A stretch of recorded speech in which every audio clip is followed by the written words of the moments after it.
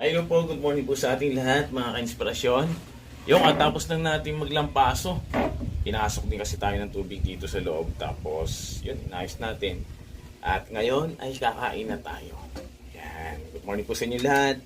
Ito nga pala yung isda na isa sa kasama doon sa nabili natin kahapon. Yung 30 lang yung tumpok.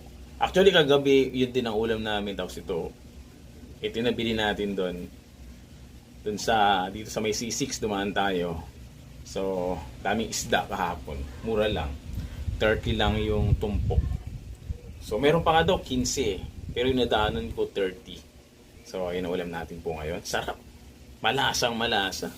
Kasi buhay pa po ito nung nung binili ko, buhay pa talaga siya.